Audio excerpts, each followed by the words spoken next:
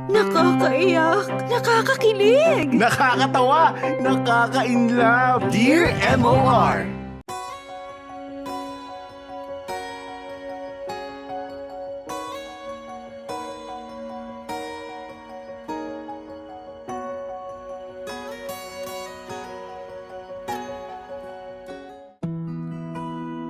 Dear MOR, bagong lahat gusto ko munang bumati ng isang magandang tanghali sa lahat ng mga nakikinig ngayon. At syempre, pati na rin sa inyo, Popoy at Bea. Tawagan niyo na lang ako sa pangalang Delia, 60 years old mula sa Taguig City. Napasulat ako dahil gusto ko ring ibahagi sa lahat ang kwentong pag-ibig ko. Isang kwento na alam kong kapupulutan ng aral, lalo na sa mga mag-aasawa. Popoy at Bea, 35 years na kaming kasal ng asawa kong si Ariel. Biniyayaan kami ng 3 anak na ngayon ay may kanya-kanya na ring buhay. Simple lang ang pagsasama naming mag-asawa. Parehas na kaming nag-retire sa mga trabaho namin. Ako sa pagiging elementary teacher at si Ariel naman sa pagiging mechanical engineer. Nagtayo ng sariling pagawaan ng sasakyan ng asawa ko, habang ako naman nanatili lang sa bahay. Marami-rami na rin kaming pinagdaanan sa haba ng pagsasama naming mag-asawa. Pero sa kabila ng mga pagsubok na yon, nanatiling matatag ang pagmamahalan namin sa isa't isa. Pero kahit matanda na kami ni Ariel, may mga bagay na hindi pa rin talaga nagbabago. Tulad na lang ng pagiging malapit niya sa mga babae na siyang kinaiinisan ko.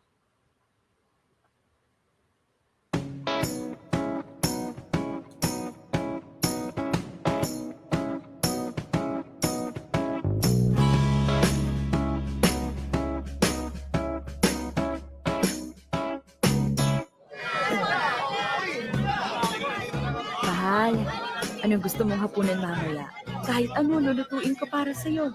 Kabibigay lang kasi ni Laura ng pera sa akin kahapon. Ikaw bahala. Kahit ano man, ayos lang sa akin. Sige, magdilagang baka na lang tayo. Uuwi raw sa bahay si Laura mamaya. Sige, ilagang baka na lang para may sabaw na maihigo. Tara, bumili na tayo ng repolyo. Doon tayo. Wag dyan. Doon tayo kay Maricel. Sariwa ang mga repolyo niya. Suki na tayo noon. Tara.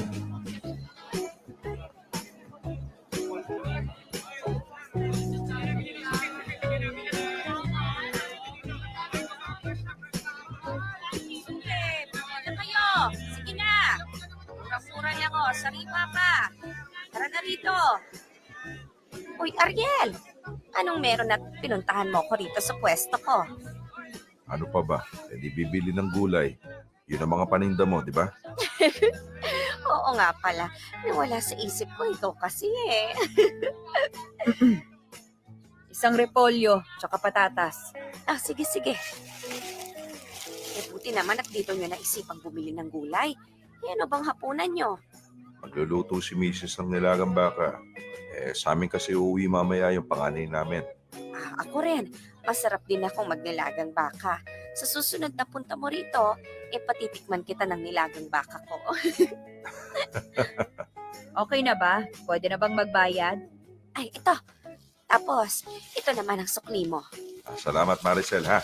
You're welcome. Please come again. Tara na.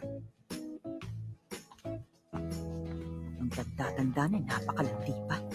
Ano yun? May sinasabi ka? Ang sabi ko, bumili na tayo ng baka sa loob. Bilisan mo nga, ang bagal-bagal mo maglakad. Pasensya na. Alam mo namang inatake ako ng rayuma ko kagabi. Ito naman oh. Uy, hintayin mo nga ako.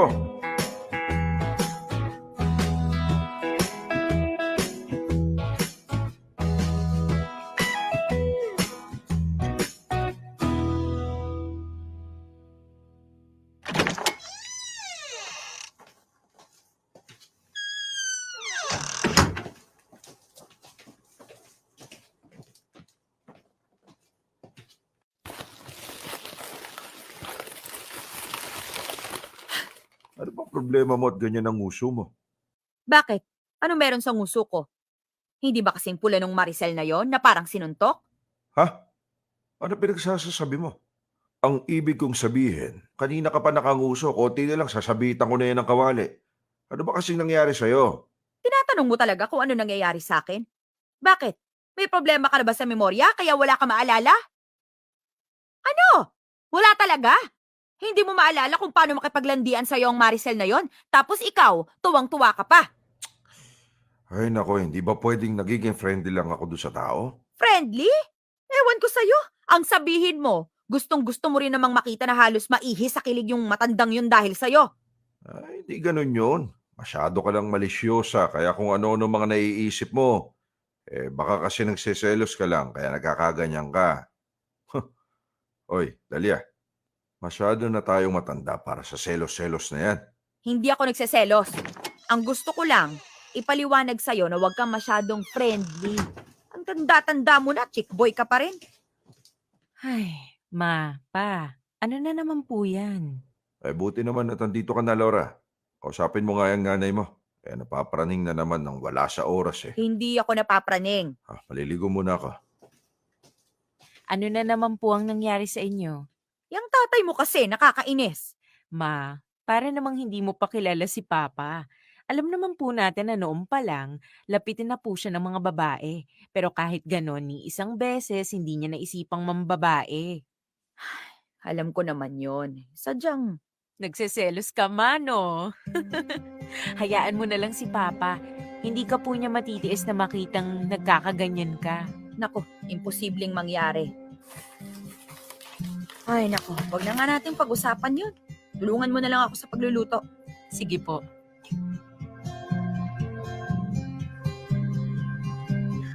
Popoy at Bea, ni minsan ay hindi naman ng babae si Ariel. Sadyang mahilig lang siyang sumakay sa mga biro ng ibang babae. Medyo nabawasan na ngayon, hindi tulad ng mga kabataan namin. Pero ayos lang naman sa akin dahil at the end of the day, ako pa rin naman ang pinakasalan niya. Habang patanda ng patanda kami, unti-unti kong namimiss yung panahon naming mag-asawa. Yung mga pagkakataon na malambing sa akin si Ariel, na kahit simple lang ang damit na suot ko, sasabihan pa rin niya ako na maganda. Pero ngayon, Popoy at Bea, hindi ko na maramdaman yung attraction na yon mula sa kanya. Na parang naging ordinaryong tao na lang ako sa paningin ng asawa ko.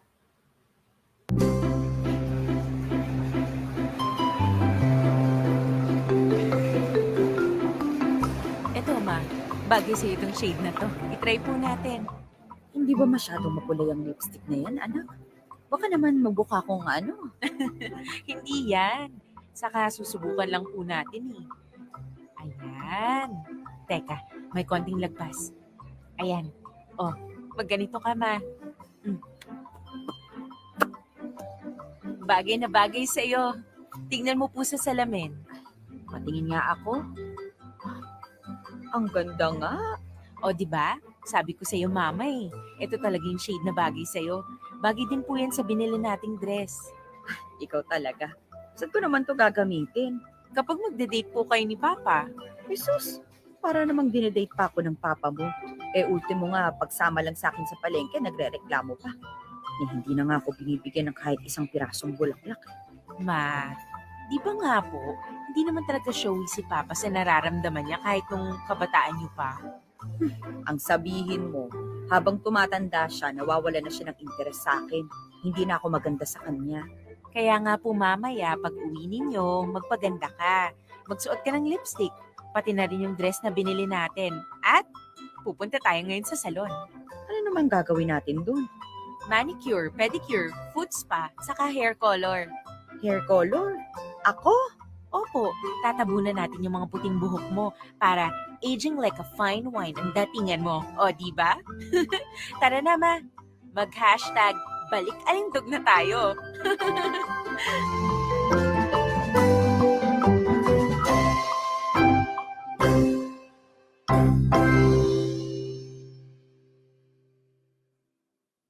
Ayan. Ayos na. Ay, nasa na ba yung binili naming pabango? Ito. Pabango na ako. Nandiyan na siya. Delia, nandito na ako. Nandyan na! Ay, siya nga pala. May binigay palang kare-kare si Nalina. Iniitin na lang natin to para hindi ka na magluto ng hapunan. Sige. Tapos nakasalubong ko si Ronaldo sa labas. Iniimbitahan niya tayo sa binyag ng apo niya.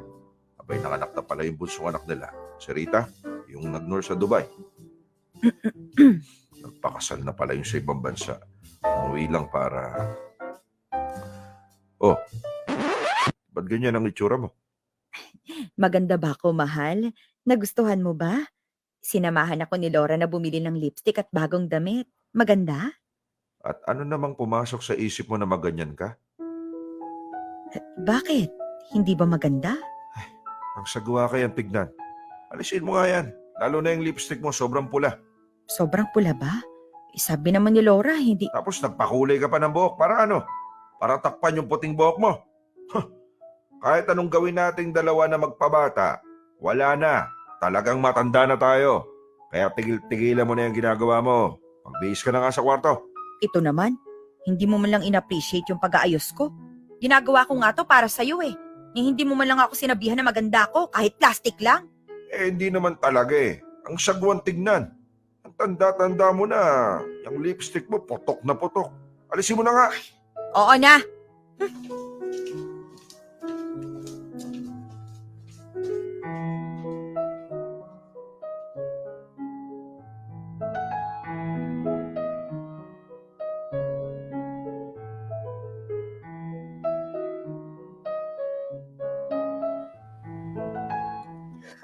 Popoy at Bea, pagkatapos ako sabihan ng gano'n ni Ariel, tahimik akong napaiyak. Nag-expect kasi ako na magagandahan pa rin siya sa akin. Na-imagine ko nga na babalik yung anghang sa pagsasama naming dalawa, kahit isang gabi lang. Pero nagkamali ako. Napatingin na lang ako sa salamin ng mga oras na yon. Oo nga pala, matanda na nga pala ako. Hindi na bagay sa akin na mag-makeup at magsuot pa ng mga magagandang damit. Masagwa na palang tingnan sa akin. Kaagad kong tinanggal lahat ng mga nakalagay sa mukha ko. Ibinalik ko ang matandang Delia na hindi na nakukuha ang atensyon ng asawa.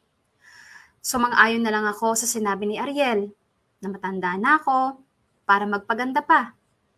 Kahit ang gusto ko lang naman ay masabihan niya akong maganda.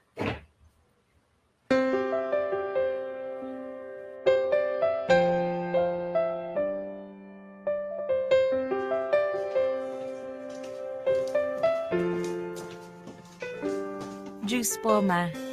Salamat, anak. Ano na naman po ang nangyari at napapunta kayo rito? Ito naman, problema agad. Hindi ba pwedeng namimiss ko lang ang panganay ko?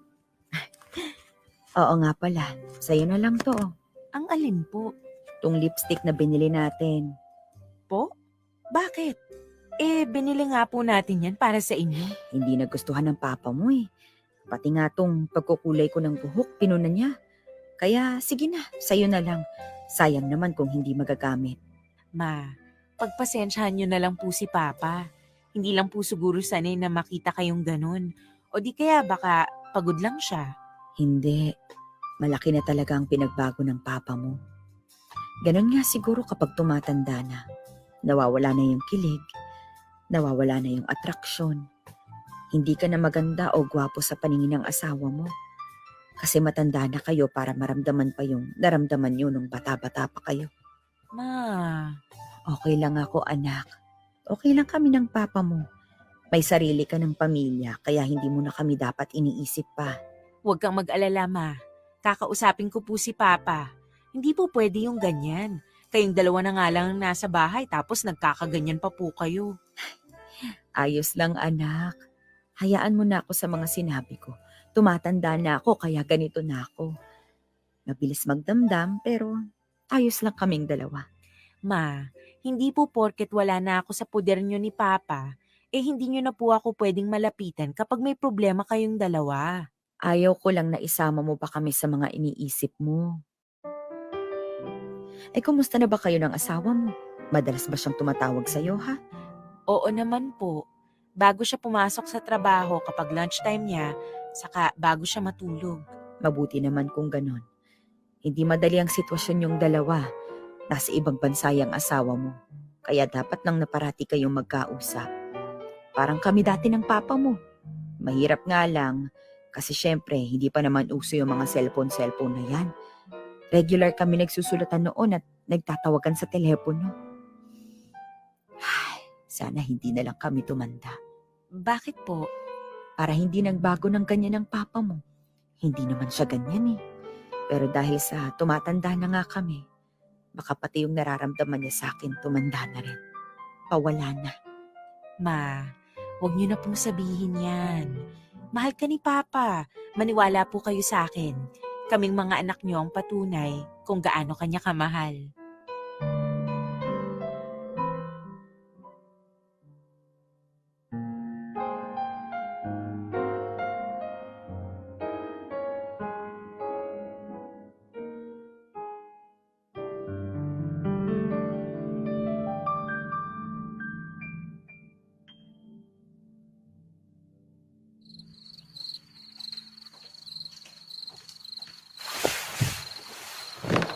Nakainom ka ba ng gamot mo?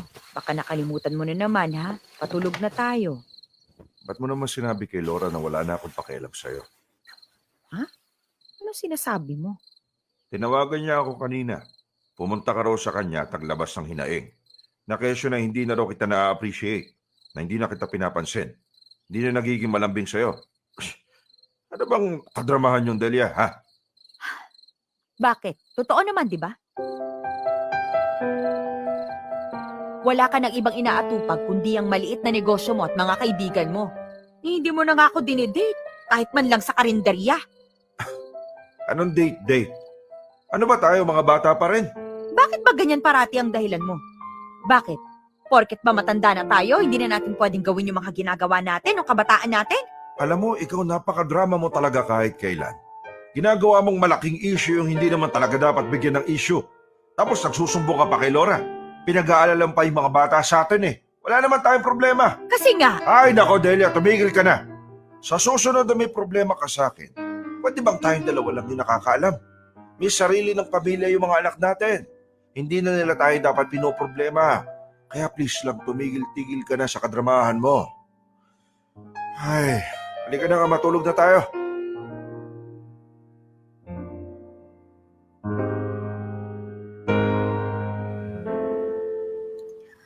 Popoy at Bea, sa tuwing may hinaing ako, parati na lang akong sinasabihan ni Ariel na wag daw akong magdrama. Na kesyo may puting buhok na raw ako, pero ang pag-iisip ko, parang bata. May mga pagkakataon na binaliwala ko na lang yon. Pero mas maraming beses na nasasaktan ako. Kasabay ng pagtanda niya, parang tanda na rin ang pakikitungo niya sa akin. Hindi ko na halos maramdaman ang pagmamahal niya.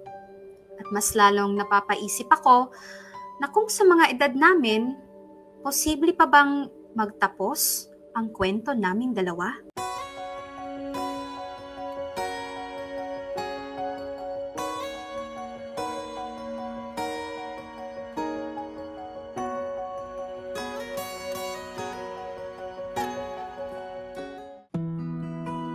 Popoy at Bea, ilang araw kong pinag-isipan kung masaya pa ba ako sa pagsasama namin ni Ariel.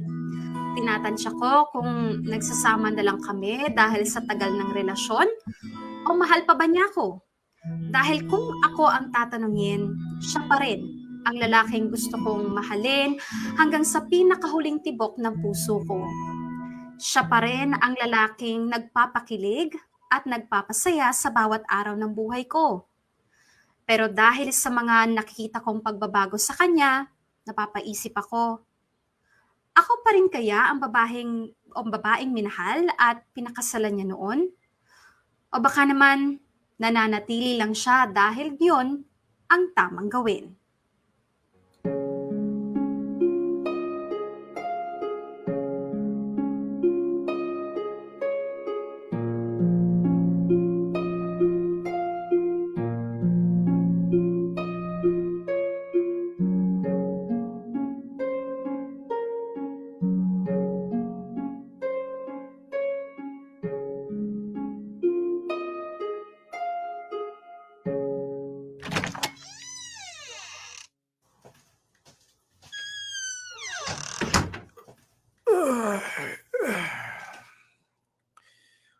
Ay, sa wakas, makakapagpahinga na rin.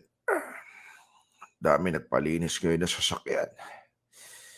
Habang tumatagal paganda ng paganda ang takbo ng negosyo ko, abay sana magtuloy-tuloy na to. Oh, ano meron? Bakit nakalabas yung mga maleta mo? Aalis ako. Saan ka naman pupunta? At parang hindi ka na babalik. Dinala mo yata buong kwarto natin. Hindi na nga ako babalik. Ha? Anong hindi na babalik? Maghiwalay na tayo, Ariel. Hiwalay? Anong hiwalay? Iiwan na kita. Huwag mo nga ako pinagloloko, Delia. Pagod ako. Kaya pwede ba, huwag mo ako simulan. Wala ako sa mood na sakyan yung mga kadramahan mo. Balik mo na nga yung mga maleta sa kwarto. Sige, bukas na lang tayo mag-usap. O, saan ka pupunta? Nandun ang kwarto. Bakit dito ka sa pinto pupunta? Dahil aalis na nga ako! Iiwan na kita, Ariel! Nakikipaghiwalay na ako sa'yo, pero ang iniisip mo pa rin, nagdadrama lang ako! Bakit nga? Bakit mo ako iiwan? Wala naman tayong problema para sabihin mo sa akin hihiwalayin mo ako, di ba? Madami! Madami tayong problema! Pero ako lang tong nakamulat ang mga mata. Kaya ako lang ang nakakakita na may problema tayo! Hindi mo na ako mahal! Ano? Hindi na kita mahal? Oo! Hindi mo na ako mahal! Umamin ka na lang, Ariel. Aminin mo na lang sa sarili mo na wala na. Wala na yung pagmamahal mo sa akin. Aminin mo na dahil pagod na ako sa pag-intindi sa'yo. Delia, mahal kita. Hindi ko maintindihan kung bakit may sinasabi sa akin. Dahil hindi na kita maramdaman. Hindi na nga natin sineselebrate ang anniversary natin eh. Kesyo gastos lang yun. Hindi naman kailangan. Dahil hindi naman talaga eh. Kailangan yun. Mahalagang araw yun sa ating dalawa. Dahil yun ang araw na nagdesisyon tayong magsasama tayo habang buhay. Na magbabahalan tayo hanggang sa huli. Nabubuo tayo ng masayang pamilya. Nagawa naman natin, di ba? Magkasama pa rin naman tayo hanggang ngayon. Masaya pa rin tayo. Masaya? Nasaan ang masaya rito, ha? Simula nang bumukod ang mga anak natin, wala ka ng ibang inatupag kundi ang negosyo mo. Uuwi ka lang dito para kumain at matulog. Kung lalabas ka man, magsasaya ka kasamang mga kaibigan mo. Magiinuman kayo. O di kaya pupuntahan mo yung mga anak at apo mo. Ako, nasan ako sa araw-araw ng buhay mo, ha? Nasaan na ako?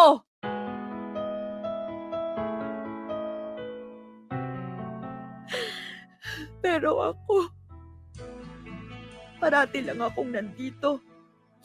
Parati akong gumagawa ng paraan para mapansin mo ako. Para maramdaman mong may asawa ka pa. Na hindi porket matanda na tayo, tapos na ang responsibilidad mo sa akin. Ay, Delia naman, itigil mo na to. Tignan mo na, umiiyak na ako rito. Yung boses ko nagmamakaawa na kahit ngayon lang. Pakinggan mo yung nararamdaman ko. Kahit ngayon lang, isipin mo na hindi lang to dahil tumatanda na ako. Kaya emosyonal na ako. Dahil to, nahihirapan na ako sa'yo. Nasasaktan na ako. Anong gusto mong gawin ko? Hindi ko alam. Kaya gusto ko maghiwalay na tayo dahil hindi na ako masaya. At ayoko na lang na mamatay ako na pinagtsatsagaan ang naging takbo ng buhay natin. Gusto kong maging masaya. Gusto kong maramdaman na may nagmamahal sa akin hanggang sa pinakahuling hininga ng buhay ko. At sa nakikita ko, parang hindi mo na yata kayang ibigay yun sa akin. Maghiwalay na tayo. Ayoko na. Loving you is all that means to me. And being happy is all I hope you'd be. Loving you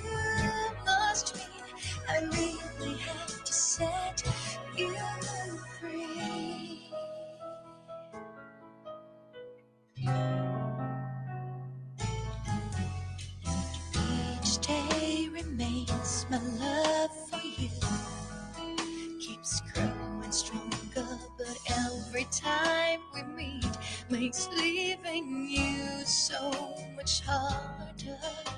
So how are we to know that this just wasn't so? That we just have to let each other go. Popoy at Bea, umalis din ako nung gabing yon at tumuloy kina Laura. Umasa ako na kinabukasan ay susunduin ako ni Ariel. Hihingi ng tawad at aayusin ang pagsasama naming dalawa.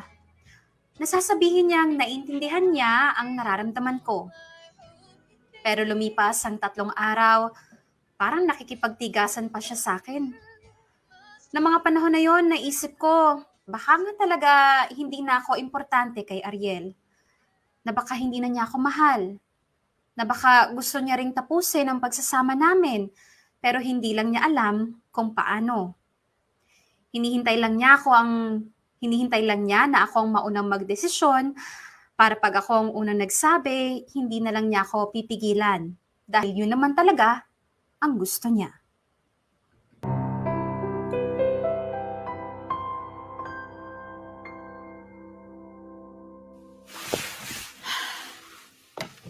Ngayon na lang ulit ako nakatulog ng ganito kahaba. Makakain na nga ng merienda.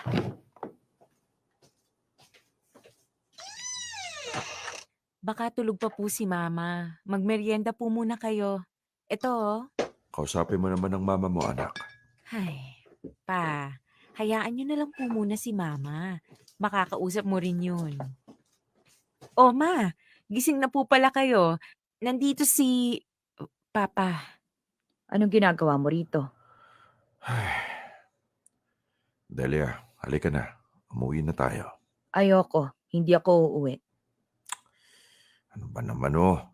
Ano ba, nakakaistorbo ka na sa anak mo? Alam mo ba yon, ha? Pa, ayos lang naman po. Kami lang naman po ng mga anak ko ang nandito sa bahay eh. O isa ka pa. Imbis na kinukumbinsi mo tong mama mo na umuwi na sa bahay, kinukonsinti mo pang paglalayas. Hindi ko naman po kinukonsinti si Mama eh. Alam nga naman pong tanggihan ko si Mama na dito muna sa bahay. Eh kahit na, sana. Pwede ba, Ariel? Umalis ka na? Ang ganda-ganda ng araw ko, pinapapangit mo. Umalis ka na. Umuwi ka na. Uuwi lang ako kapag uuwi ka na rin. Tigilan mo na nga to. Kaya halika na. Umuwi na tayo. Kunin mo ng lahat ng mga gamit mo. Ayoko nga sabi, di ba? Umalis ka na. Umuwi kang mag-isa dahil hindi ako sasama sa'yo dahil ayaw kitang kasama. Delia, Ano ba? Umalis ka na! Sige na po pa. Umuwi na po kayo. nandito pa nga ang mama mo eh. Ako na pong bahala. Sige na. Sige, kausapin mo yan, ha? Opo, opo.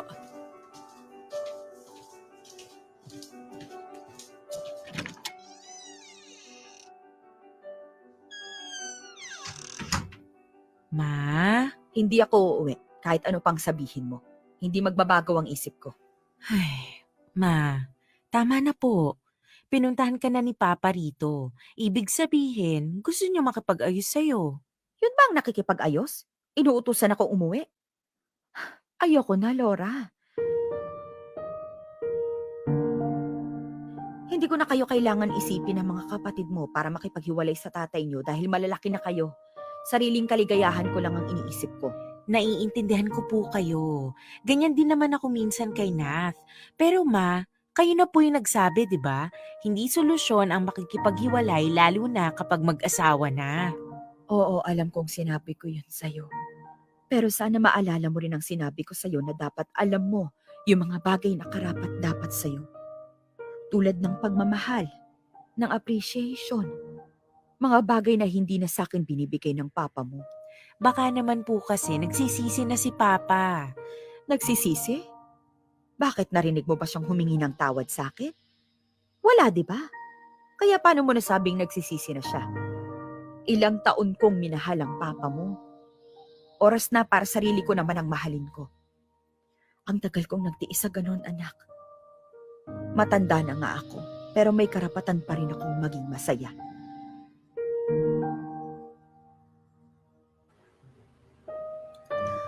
Alam niyo, Popoy at Bea, matutuwa na sana ako makita si Ariel sa bahay. Pero dahil sa mga narinig ko sa kanya, mas lalo kong napatunayan na hindi na ako mahalaga sa kanya. Na baka nga mas magiging masaya pa siya kung maghihiwalay na talaga kami ng tuluyan.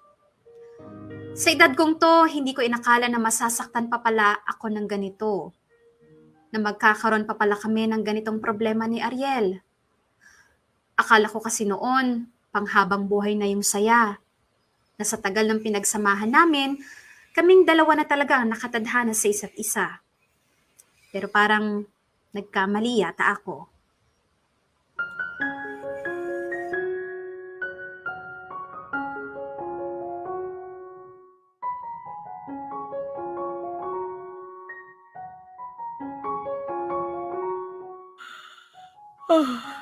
Inaantok na naman ako. Ay, makatulog na nga muna. Ma! Mama! Oh, bakit? Ano nangyari at bakit ka natataranta ng ganyan? Ma! Si Papa nasa ospital! Bakit? Ano nangyari? Bigla raw sumikip yung dibdib at hindi makahinga eh. Kaya dinala raw po nila sa ospital. Diyos ko! Halika na, puntahan na natin ang papa mo! Halika na! Bilisan mo!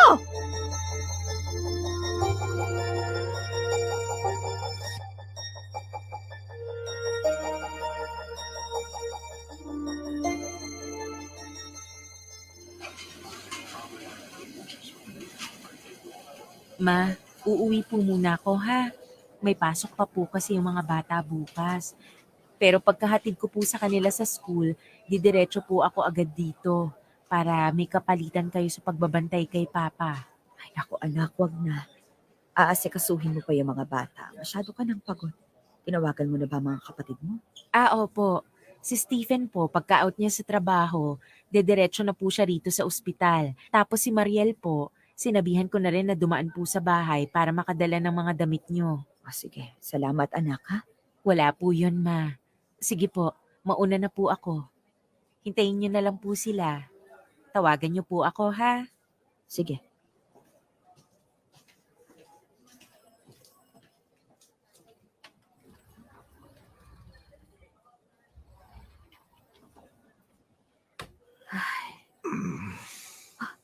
Ariel, mahal, Anong ginagawa ko rito sa ospital? inatake ka raw sa puso kanina habang nasa trabaho. Mabuti na lang at nadala ka agad sa ospital kaya naagapan.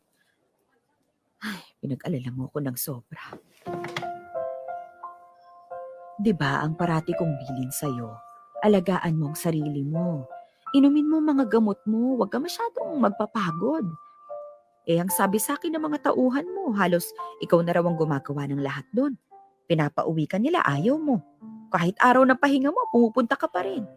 Dahil kapag umuwi ako, mas lalo lang ako nalulungkot dahil wala ka. Walang sumasalubong sa akin. Wala akong kakwentuhan kapag kumakain. Wala akong katabi kapag natutulog. Hindi ko nakikita yung mga ngiti mo tuwing umaga. Nararamdaman ko lang na mag-isa na ako. Kaya parati akong wala sa bahay. Ay, Ariel.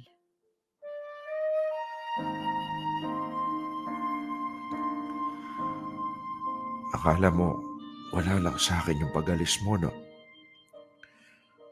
Akala mo wala akong pakialam na gusto mo na akong hiwalayan? Yun kasi ang nakikita ko eh. Mali yung nakikita mo. Kilala mo naman ako, di ba? Di ako katulad ng ibang lalaki na sobrang malambing.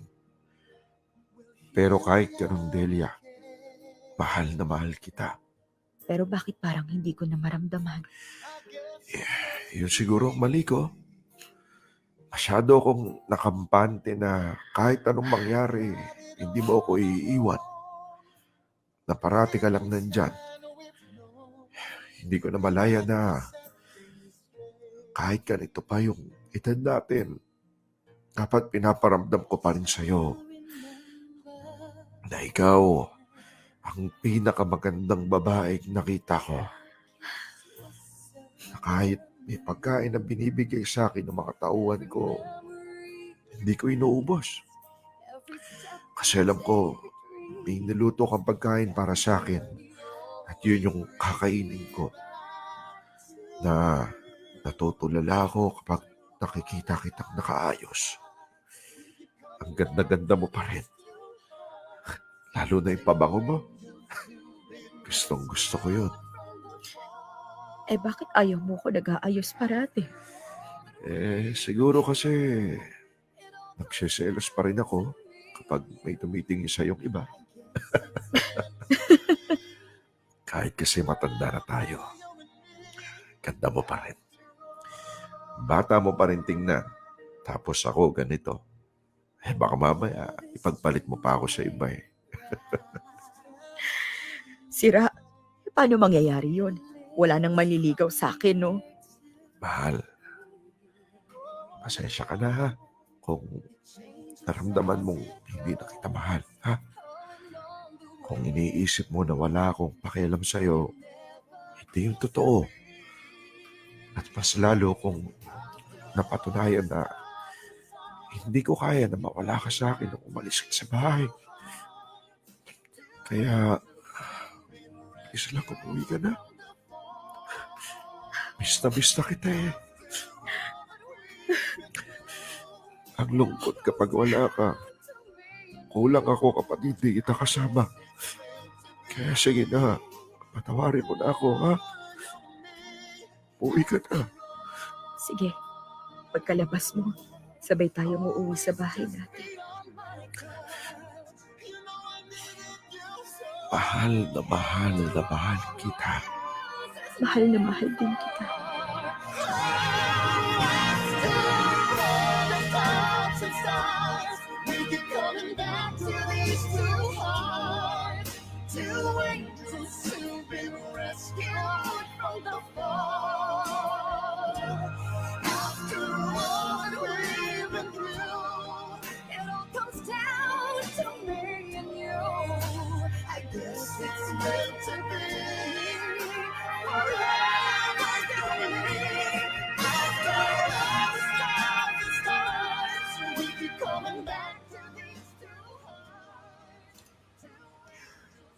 True love wins.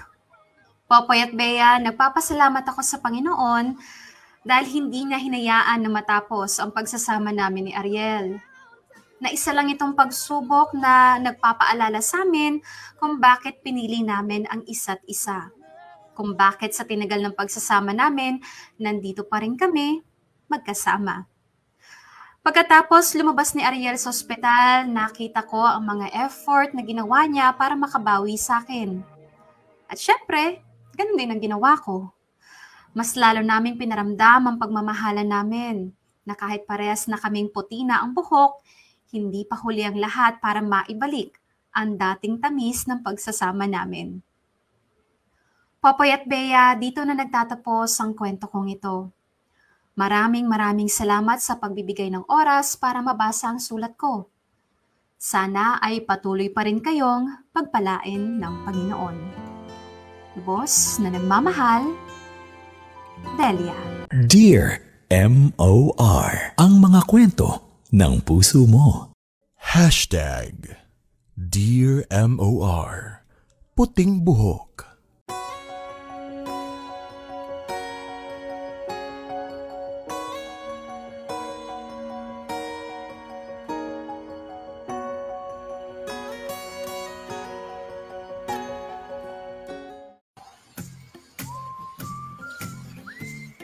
Wala kang mikropono, Popoy! Sorry. Kaya medyo nakalimutan ko, no? Oo, nabuksan ang aking mikropono kasi inuna ko ang tissue at pinahid ng konti ang mga gilid-gilid ng aking mata. Inaantok kasi ako eh. Hindi, inaantok lang ako. Kaya oras na natin 11 minutes makalipas ang 2:00 ng hapon mga kapamilya. Pero grabe, no? Nakakatuwa naman itong si Chadelia at si Chong Ariel, 'di ba, sa kanilang pagmamahalan. Kaya nga sabi ko sa Bea, meron talaga mga taong hindi expressive pero sila yung kayang-kayang magbigay sa iyo ng purong-purong pagmamahal katulad nga ni Tito Ariel. Eto na nga, Popoy, no? Ako, kinikilig ako. Pero at the same time, nanggagalaiti din ako. Sorry. Hindi. Kasi naman, may mga nag-comment sa baba sa comment section na hindi nila napupusuan yung ugali daw ni Nidelia. Ang OA daw ni Nidelia, na epekto lang daw yan ng menopause. Tapos meron pa nagsabi na si nanay talaga, wag nang masyadong maraming hinihiling kasi syempre matanda na kayo, hindi na kaya ng mga katawa-katawan nyo, ganyan-ganyan, MMM. Okay, Popoy, ha? Mga kamarkada, narinig nyo ba yung mga nareklamo ni Nidelia? Kasi ang sabi ni Nidelia, uuwi lang daw etong si Chong Ariel para kumain, matulog, tapos na. Tapos, after nun, mas mag-ano pa, lalabas na ulit. Tapos, mas Kasama yung mahaba pa mga yung... kaibigan. Oo, mas mahaba pa yung oras sa labas, dun sa negosyo. Tapos, kapag ka may extra time, kasama yung mga kaibigan, nagagawa pang mag-inuman ni Chong Ariel. Ibig sabihin, may lakas pa si Chong Ariel. Pero, hindi magawa ni Chong Ariel na umuwi, makipagkwentuhan sa asawa, o di naman kaya yayain, kumain sa labas si Nidelia, o di naman kaya mamasyal, maglakad-lakad, magpapawis, magpaaraw sa labas. Walang mga ganong-ganong mga drama. Kaya guys, eto ha. Naku, nagagalit talaga ako. Kung kayo, nasa edad na nila, gugustuhin nyo bang tumanda na, alam mo yun, yung kasama mo sa bahay, eme lang, yung makikita mo lang pag matutulog na kayo, makikita mo pagising mo, pero the entire day, hindi mo mahagilap.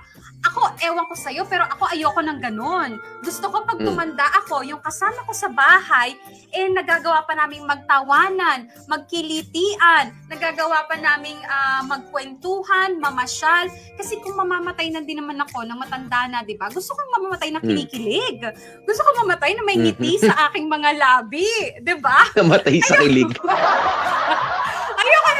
Ayoko naman mamatay na parang ang kasama ko, tropa ko lang, napulot ko lang sa kung saan, yung ganong feeling na parang wala lang. Siyempre gusto ko, yung inlababo talaga ako ng bonggang-bongga. Kaya I don't know about you guys, pero I don't think Nidelia was OA dun sa kanyang inarte. Tingnan mo nga, nung nag-inarte ng ganyan si Nidelia, di dun nalabas ni Chong Ariel yung tunay niyang nararamdaman. O di ano nangyari sa ending? Mas lalong sumaya yung pagsasama nila. Kaya naku, tigil-tigilan ako ng mga nagsasabi dyan na OA si Nidelia. Hindi kaya. Actually, medyo sa akin hindi rin naman OA kasi valid yung reasons ni Tita Delia. 'Di ba na ikaw talaga hindi mo na ako na-appreciate, hindi mo na ako napapansin, wala ka ng panahon saan. Totoo 'yun, 'di ba? Pero sana itong hindi na sana nga rin umabot na nagkaroon pa ng emergency. Alam nyo kasi nagiging malambing lang ang mga tao kapag meron nasa bingit ng kamatayan minsan Diba? Tsaka ka lang nagiging expressive kapag ka namuntikan na, diba? O kaya naman nag-50-50 yung mga ganun, tsaka lang nasasabi yung mga gusto masabi. Hanggat maaari, alam nyo, wag na nating hintayin yung ganong mga pagkakataon. Diba? Na, naku, namuntikan ako. Ngayon na ako magbabago. Diba? May mga ganyan kung hindi pa muntik malagutan ng hininga, tsaka pa hindi makikinig doon sa mga akala natin kaartihan lang na panawagan nga ni Tita Delia, 'di ba na dumito ka naman, samahan mo naman ako, 'di ba ano pa rin naman tayo. Yun nga yung sabi ko kanina, 'di ba? Romansa. 'Di ba ang romansa, ang ano ba ang language of love ninyo, 'di ba? Siguro nga yung dedication sa trabaho sa hanap buhay nitong si Tito Ariel is one of his yung language of love, 'di ba? To be the provider para sa pamilya, pero it doesn't end there. Sana wag matapos yung ating sana po wag matapos ang inyong romansa doon sa nakakapag-abot ka lang ng pera. 'Di ba? Dahil hindi matatapatan ng kwarta na kinikita mo ang kahit anumang very memorable na mga pwede mong gawin together with your partner. 'Di ba? Na papasok nga doon sa kategorya ng romance. You're never too old para maging romantic. Huwag niyo pong isiping ganoon, mga kapamilya, yung sinasabi. Alam mo yung iba, eto meron na naman akong revelation. Alam mo, Ano? minsan sinasabi ko kay Mrs. Popoy, masyado ka nagmamadaling tumanda. Darating tayo doon. Pero habang bata pa lang tayo, dito na muna tayo. 'Di ba? Oo, kasi sabihin na natin, pagkabata tayo, mas flexible pa tayo, Bea, aminin natin, 'di ba? Nakapag-flex pa tayo, nakakilos pa tayo ng ganyan.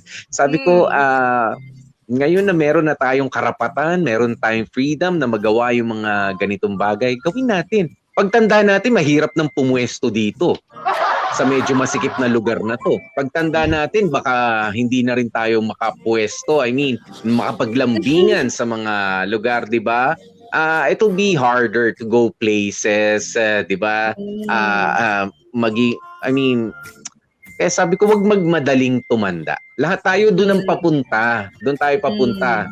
Masama yung masyado kang isip bata. Masama rin naman yung masyado kang isip nagiging matanda na. Wag na muna tayong tumanda ngayon. 37 years old. Diba? Wag na muna.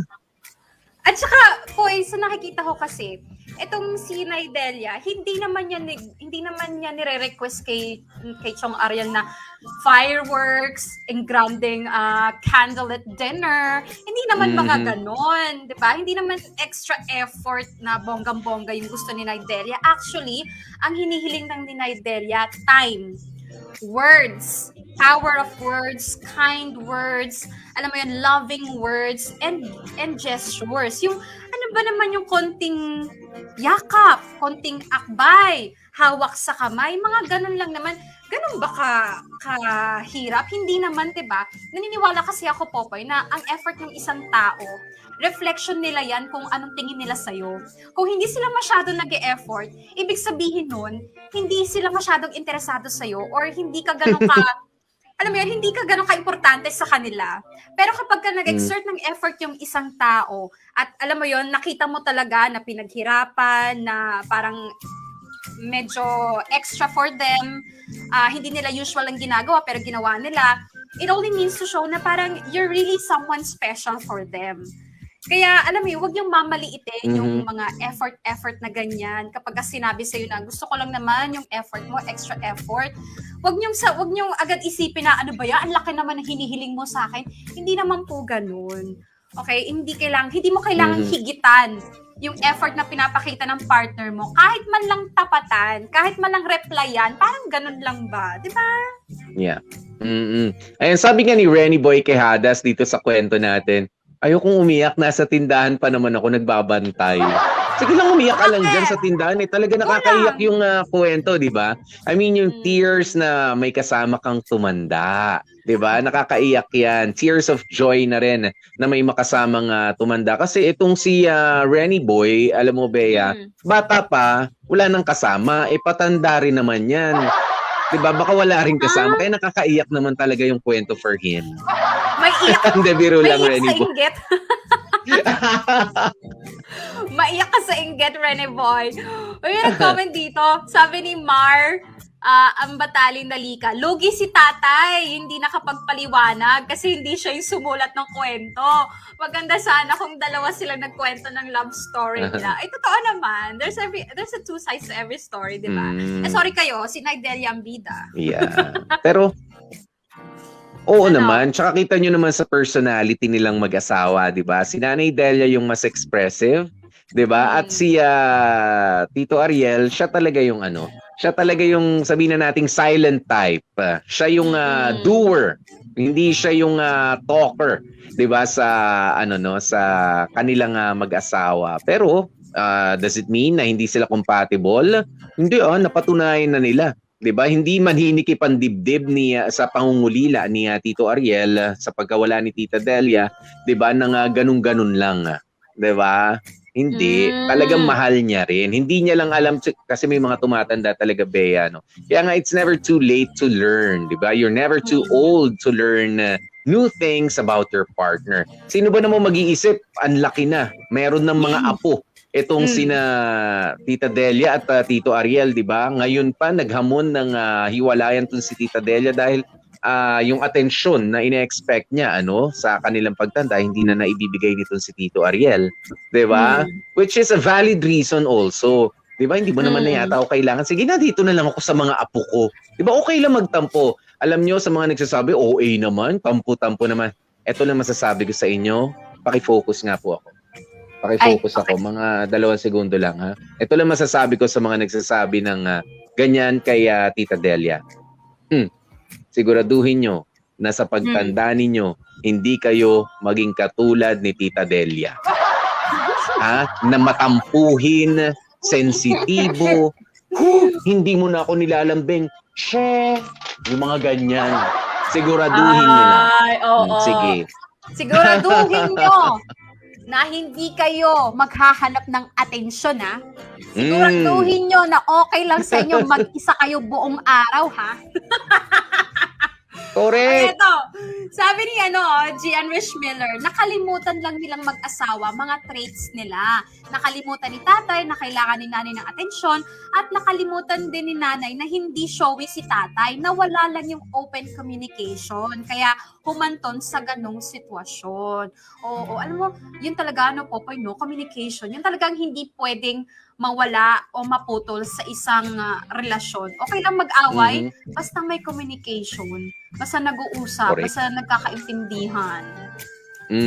Sabi niya, Jamie Salazar, very nice story. Kahit gaano na kayo katagal, kailangan pa rin talagang i-appreciate ang partners natin. Let us not invalidate our partner's feelings. And that's true. Diba? Huwag natin sabihin matanda na tayo. Huwag na tayo magtampuhan. Masyado ka namang ano naman dyan. Masyado. Yung mga ganyan. Diba? Valid ang lahat ng reasons. Lalo na sa pagtanda ninyo. Lalo na yung mga ganito mga eksena. Meron pa ba talagang mabibingwit na ibang babae? Meron pa ba mabibingwit na ibang lalaki? Well, kung meron pa, well and good. Diba? Pero kung wala naman na at kayong dalawa na lang talaga ang inaasahan ninyo to appreciate, to love, to care sa isa't isa, anong ginagawa ninyo? 'Di ba? I-express nyo lang rin. 'Di ba? Minsan lang tayo dadaan sa buhay na 'to. 'Di ba? Medyo nakakatamad na siguro, medyo iba na rin ang pakiramdam natin sa ating pagtanda, pero 'di ba, wag tayong mapapagod. 'Di ba? Wag tayong mapapagod na i-appreciate ang ating partner. Lalo na meron na kayong mga anak, meron na kayong mga apo. Ang dami niyo na napatunayan. 'Di ba? Ngayon pa ba kayo magdududa sa isa't isa na hindi mo na yata ako mahal? Hindi na yata kita kayang mahalin. Yung mga ganyan, Diyos ko, may apo na. Di ba wala naman naging third party na issue nang dahil sa hindi lang na-appreciate, kita nyo? Di ba? Nang dahil sa hindi nabigyan ng atensyon, pwede talaga magbago pa ang ihip ng hangin kahit na may edad na. Oo, wala talaga sa edad, Poy. Nasa ano talaga yan, nasa personality, nasa takbo ng pagsasama. So alam mo yon, hindi porket mas bata, doon pwede magdrama, tapos pag matanda na, kailangan tigas na, bato-bato na yung puso. Hindi ganun, Poy. Parang wag na yan. Alam mo, ayoko ng ganun, yung laging tinatanggi na, hindi na, wag na, matanda na tayo, hindi na para sa atin yan. May mga bagay na kung kaya nyo pang gawin, 'di ba? Meron bang age limit na halimbawa magpunta ka sa malayong lugar, mag-out of town kayo mag-asawa. Naku, may mga anak na tayo, mga nagtatrabaho na, wag na nating gawin 'yan. Ano nakakahiya doon unless nanghihingi kayo ng inoobligan nyo yung mga anak nyo ng bigyan kayong pamasahe ng mga, 'di ba? Against their will, pangit 'yun. Pero kumbaga gusto nyo lang i-enjoy ang company ng bawat isa. 'Di ba? Gusto nyo lang makasama ang bawat isa bilang mag-partners. 'Di ba? That's enough reason. That's a very valid reason. 'Di ba? Na sige lang, ituloy nyo lang 'yan. Kaya nyo, 'di ba? Medyo alanganin kayo pero gusto nyo subukan, just go ahead, enjoy life. At mas enjoy ang life kapag kakasama mo yung partner mo. Very well said, Popoy. Basta ako huli ko lang masasabi, ha, hindi lang kaya Naidelia, kaya Chong Ariel, kundi sa lahat ng mga kamarkada natin. Totoo nga na falling in love is easy, but staying in love is hard. Pero malayo ang mararating ng extra effort. Malayo ang mararating ng konting sakripisyo. Huwag niyong mamaliitin yun. Yun lang. Kaya ako po, I swear, pagtanda ko, I'll be a romantic lola. Walang makakapigil sa akin. Lola? Hindi asawa? Hindi, ganun ka rin yun. Siyempre may asawa ko. Paano ako magiging romantic kung wala akong Diyosawa, di ba? I'll be, you Hindi, know, linawin mo lang. I'll be like Nidelia. I will, retain romance because I love kilig. And I will be forever, I wanna feel kilig forever until Mhm. death do us Well. part. Ha? Narinig mo yan? If that's what you're gonna do, I just want to read this another comment here from Eileen Gabs, if you don't mind. Bea? Girl. Sabi niya, I love that kind of love. Kasi pagka matanda na tayo, marami na tayong time. Kaya naman marami na sanang time to appreciate and take it slow sa lahat ng mga bagay. Yun nga lang si tatay naging busy sa ibang bagay, sa negosyo, sa barkada, except kay nanay. Iyon naman yung hinihingi ni nanay talaga. Thank you, Eileen Gabs. Ayan. Pagka tumatanda, mas dumadami na raw ang time. Actually, mas kumukonte. If you come to think of it, kapag tayo umiedad, mas kumukonti na ang panahon natin. Kaya naman, dyan na rin ako manggagaling sa sinabing ito ni Eileen. 'Di ba? Huwag tayong sabihin tapos na yung trabaho ko sa opisina na may 8 oras na kinakain araw-araw, hawak ko na. It's just that hawak mo na ang oras mo. At kapag mas may edad ka na, mas hawak mo na ang oras mo, mas kumukonti na ang oras. Kaya naman you make sure, 'di ba, that you spend your time with your loved ones, 'di ba? Especially your partner, 'di ba? Kumukonti na yung panahon eh.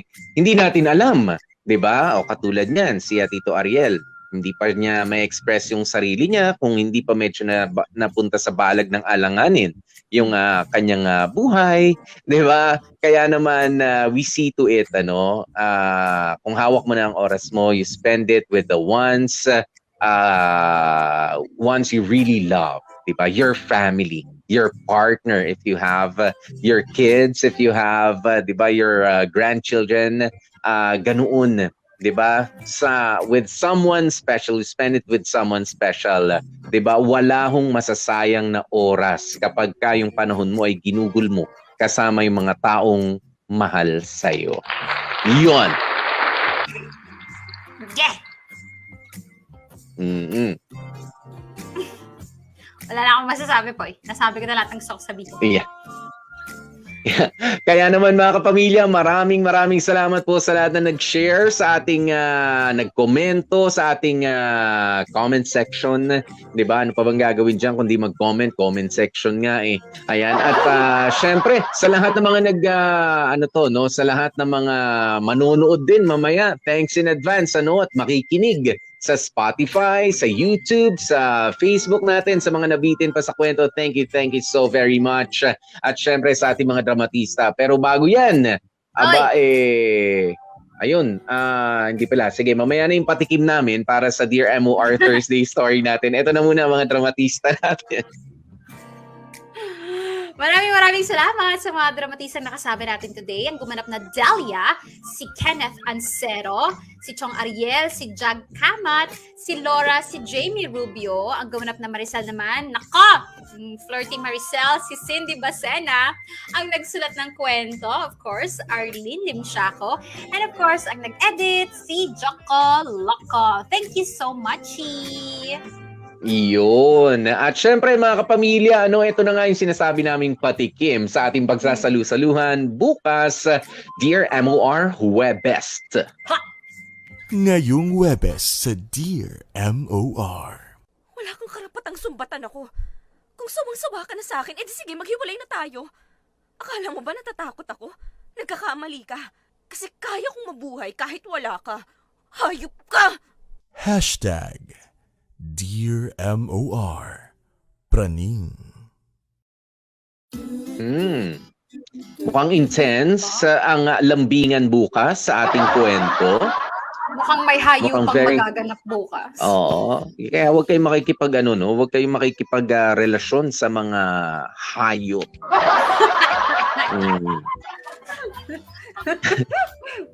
Kasi walang Hayop mangyayari ka. kundi puro kahayupan. Yes. Aahasin ka niyan. Aahasin ka. Sasakmaling ka. Pero may mga kahayupan din na okay, no? Lalo pagka may aso. Aso. Hindi, may mga baboyan ding mga medyo pwede naman. Binaboy na like mo. Ganyan. Pasok sa banga. Oo. Ayan, kaya bukas po yan mga kapamilya. Nakasama nyo nga yung mga lingkod. Ako po si DJ PDJ Popoy. That's my Guapopoy. And of course, Gorgeous Bea, Bea. Mga kapamilya, stay safe, stay healthy, at kahit ano nga po mangyari, please, stay happy. Oy, tama Bye-bye. siya.